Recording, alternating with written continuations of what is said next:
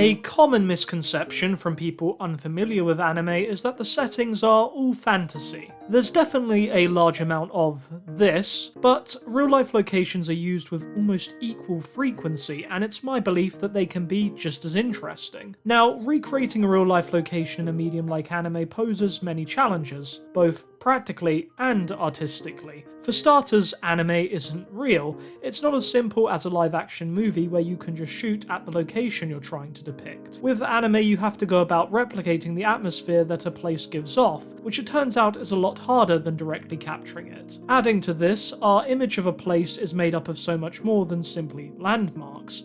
It has associated tastes, the climate, and so much more. Of course, you can't get these things from anime.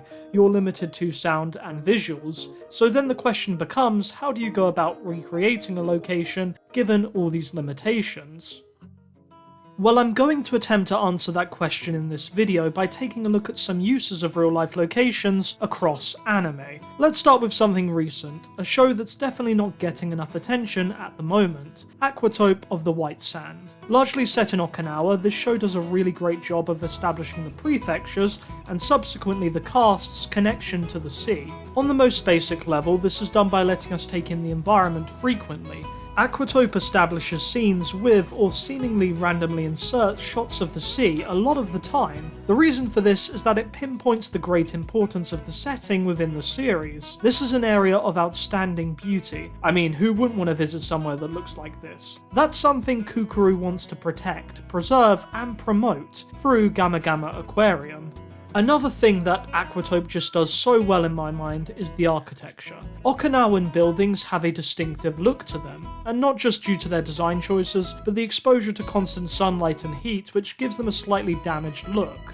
It's definitely a nice attention to detail that makes it just that little bit more authentic. Going beyond that, the series truly nails its lighting, breaking down the anime barrier and illustrating that this is a hot place. I did say in theory all you can take away from anime is sight and sound, but using those elements wisely and with creativity, you can take a lot more out of the medium. Tinkering with the exposure of a shot and the brightness of colours allows Aquatope to capture that Okinawan heat.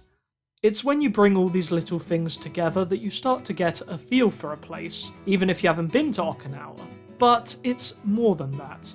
I think Aquatope gets a gold star from me because of how it uses location to highlight its community. In this underpopulated coastal town, the locals make use of what they have around them, and that places a spotlight on the characters and how they work together. In episode 7, you get a sense of this when the Gamma Gamma team take a day off. They don't choose to do anything elaborate, they go snorkeling and have a barbecue on the beach, and you can see that that's more than enough to make for a great day. It shows how much they love their home for what it naturally is, somewhere truly beautiful. Witnessing the characters come together through this is something special, which is why the setting is so important in Aquatope's case.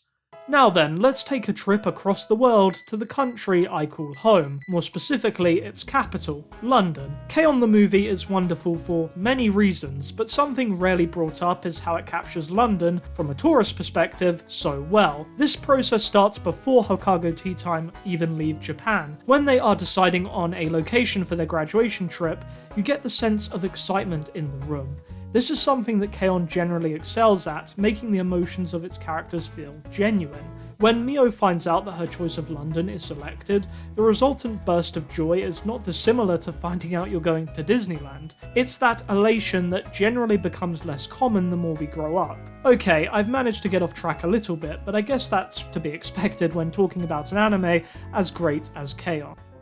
Back to London. It's a big, wonderful, but confusing place to anyone who doesn't call the city their home. The Keon movie captures all this mayhem from the moments the girls get off the plane. On arrival, they give the wrong directions to their cab and end up at the wrong hotel on the other side of London. However, this miscommunication allows the group to actually get a better feel for the city, showcasing that the best moments of any trip are the unplanned. That is something I give the Keon movie endless credit for. It goes beyond providing an accurate physical depiction. It captures the sublime joy of exploration. Nothing beats the feeling of being somewhere completely new to you. and this movie flawlessly makes you appreciate this.